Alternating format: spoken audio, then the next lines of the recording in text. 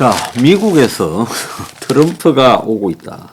그래서 트럼프가 새해 첫 집회를 애리조나에서 수천 명을 모아놓고 집회를 했고, 자기가 2번 대선을 다 이겼는데 한 번은 뺏겼다고 말을 하고 있고, 지금 11월에 선거가 있는데 이 11월 중간 선거에서 미국의 상원 같은 경우에는 3분의 1, 하원은 전부 선거를 하죠.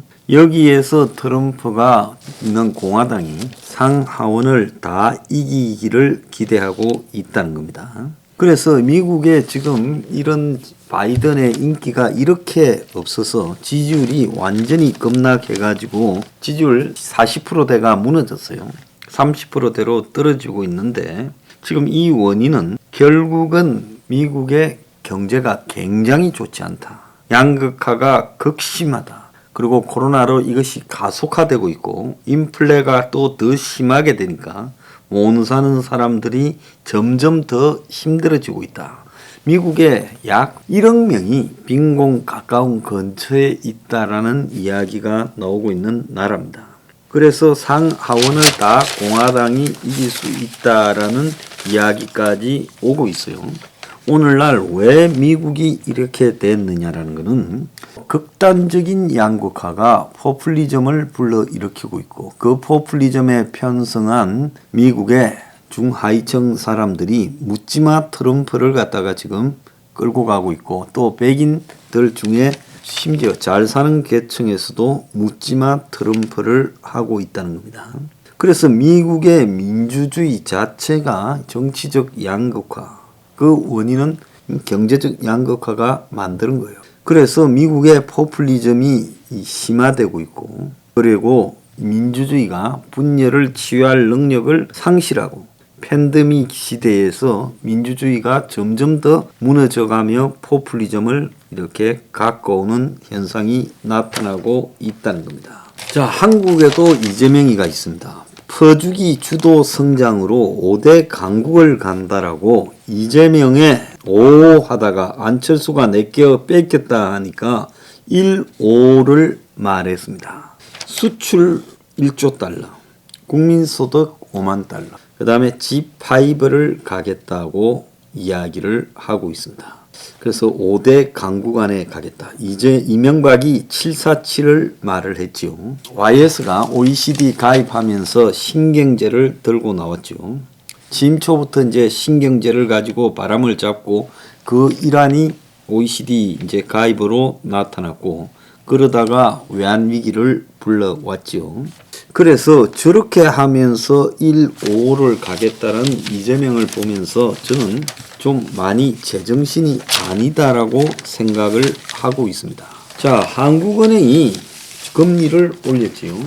14일 0.25%를 올려서 기준금리를 5개월 새에 0.75를 올렸습니다. 그래서 기준금리가 1.25가 됐어요. 1.25요. 그래서 계속 올리고 있는데 지금 1.25에서 언제 그러면 1.75로 올릴 것이냐, 이게 지금 의문인데요. 코로나 이전의 상황의 금리로 지금 돌아갔습니다. 적어도 한국만 놓고 보면요. 자, 이러니까 여러 가지 사안하고 맞물려 가지고 우려가 커지고 있습니다. 3월 달에 자영업에 대한 대출이 이제 유예가 종료돼요. 한국 정권이 코로나로 자영업자 이 대출해간 부분을 원리금 상환 유예 조치를 3월 달까지 미뤘어요. 왜 그랬을까요? 대선 때문에 그랬죠.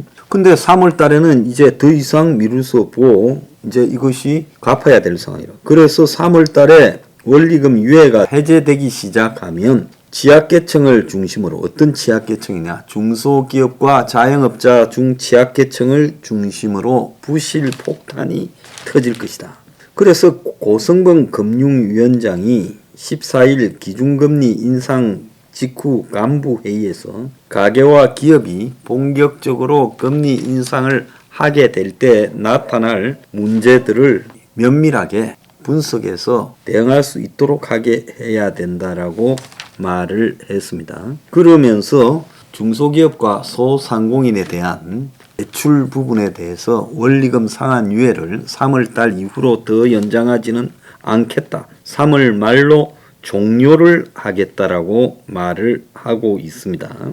그래서 만기 연장이 종료될 경우에 소상공인의 총 부채 원리금 상환 비율은 41.3%로 2.2%가 더 상승하게 된다라고 말을 하고 있습니다.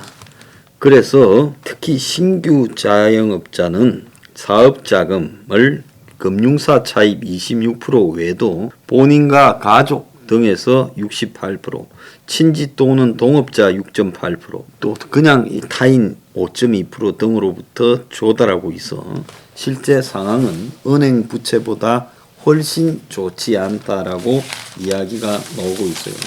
자, 올해 1인당 국가 채무가 2천만 원이 넘고 10번째 추경을 지금 하게 되면 나라 빚이 1074조가 될 거라고 예상이 되고 문재인 정부 5년간에만 400조가 늘었고 1인당 부담이 2081만 원이 되고 8년 만에 2배가 늘어났다고 된다는 겁니다. 자, 지금 그동안에 은행에서 돈을 땡겨가지고 집을 사고 투자를 했던 영끌족이라는 사람들은 금리가 또 올랐냐라고 하며 가슴이 쿵 내려앉는다고 합니다. 이자 부담, 집값 하락이 두 가지 안 좋은 게 겹치고 있죠. 그래서 영끌에서 집 샀던 사람 중에 강남에 좋은 데 산 사람은 없을 거예요.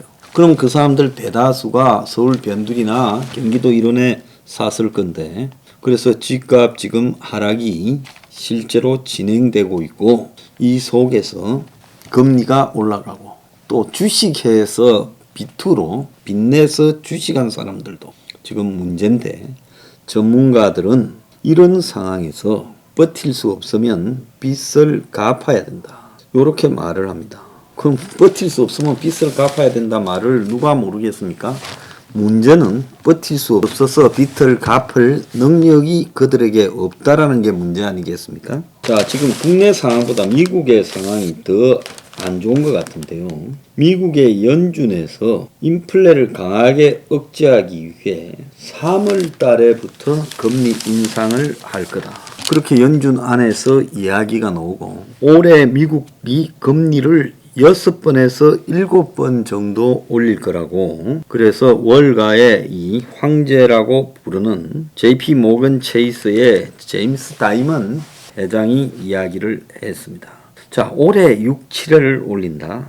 이건 엄청난 이야기죠. 심지어 헤지 펀드의 거물로 있는 빌 에크먼 이 사람은 퍼싱 스퀘어 캐피탈 매니지먼트의 CEO인데 한번 올릴 때 0.5%씩 올려야 된다라고 말을 하고 있습니다. 자, 여기서 올해 이제 또 예측하지 못한 걸로 우크라이나하고 러시아의 충돌이 시작되고 또 대만과 중국의 충돌 등이 이렇게 가속화되거나 한반도에서 어떤 문제가 생긴다면 북한하고 이건 또 다른 세계 경제에 데미지가 될 겁니다. 그래서 이 회색 코뿔소가 온다고 금융위원장이 말을 했습니다. 멀리 있던 코뿔소가 점점 가까이 온다.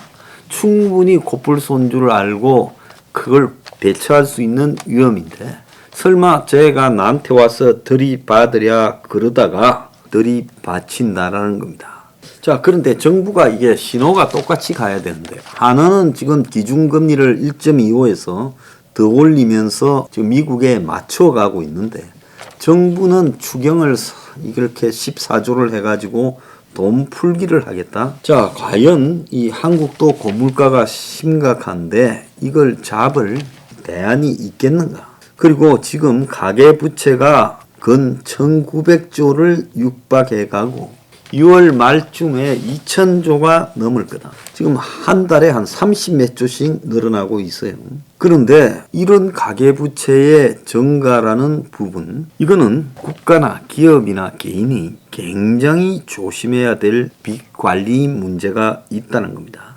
자, 그래서 정부가 하도 규제하니 가계 대출이 은행에서는 2천억 줄었지만은 서민들이 이용하는 상호금융에서 9천억이 증가했다. 근데 이 지금 9천억이 증가한 부분은 사실상 간과되고 있다는 겁니다. 그래서 금리 인상이 결국은 서민들한테만 데미지를 때릴 거다. 그래서 영끌 B2가 이제 완전히 죽을 시간이 다가온다는 거예요.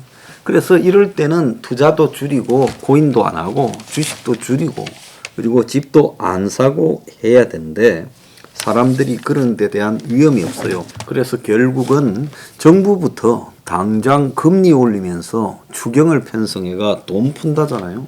그러니까 똑같이 그런 거다. 정부는 거짓거리 하고 있고 또 국민들은 이런 와중에도 지금 빚 갚을 생각보다는 빚 낼 생각을 하고 있고 당장 지금 3월 말이 되면 그동안 연기시킨 원리금 상한 유예가 어떻게 될지 모르는데 정권 안에 이 걱정하는 사람 하나도 없어요. 자, 그리고 지금 더 나아가서 2천조에 육박해가는 가계부채 그리고 거기에 상응하는 기업부채는 또 어떻게 할 거냐. 자, 중국의 지금 경제 성장의 둔화 및 경제 위기 가능성이 매우 심각한데 한국이 대중 수출 의존도가 25%, 중국의 성장 둔화가 나타나면 한국이 직격탄을 맞을 가능성이 매우 크다고 다들 알고 있습니다. 자, 그런데 한국의 좀비 기업이요 너무 많아요. 지금 이자도 못 갚는 기업이 40% 벌었어요. 그래서 이 좀비 기업도 지금 정리하지 못하면 아마 올해 안에 어디서든 가게에서 터지든 자영업자에서 터지든 영끌 B2에서 터지든 기업 부채에서 터지든 터질 거라는 겁니다. 참으로 걱정입니다.